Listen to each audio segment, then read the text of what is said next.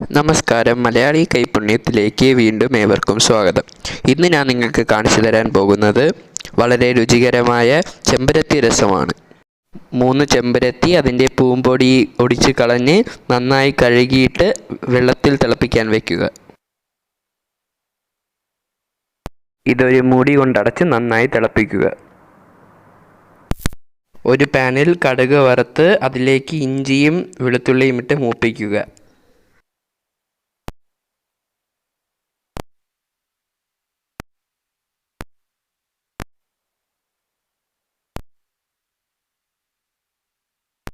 ഇതിലേക്ക് മഞ്ഞൾപ്പൊടി, മല്ലിപ്പൊടി, മുളക് പൊടി, കായവുമിട്ട് മൂപ്പിച്ച്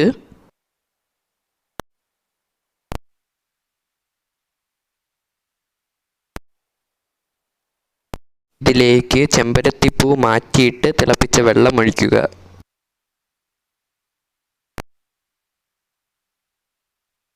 ഇതിലേക്ക് ആവശ്യത്തിന് ഉപ്പുമിട്ട് ശേഷം പുളിയും പിഴിഞ്ഞൊഴിച്ച് തിളപ്പിച്ചെടുക്കുക.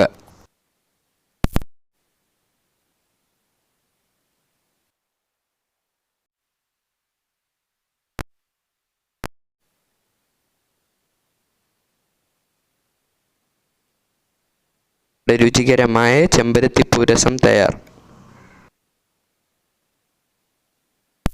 നിങ്ങൾക്കെല്ലാവർക്കും ഈ വീഡിയോ ഇഷ്ടപ്പെട്ടെന്ന് കരുതുന്നു.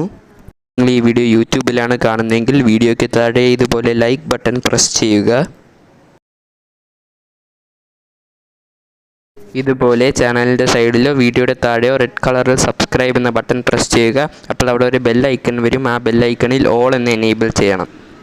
അപ്പോൾ ഞങ്ങളുടെ എല്ലാ വീഡിയോസും നിങ്ങൾക്ക് കിട്ടുന്നതാണ്. നിങ്ങൾ ഈ വീഡിയോ ഫേസ്ബുക്കിലാണ് കാണുന്നതെങ്കിൽ ഞങ്ങളുടെ പേജ് ലൈക്ക് ചെയ്യണം, ഷെയർ ചെയ്യണം, പിന്നെ ഞങ്ങളെ സപ്പോർട്ട് ചെയ്യണം. താങ്ക്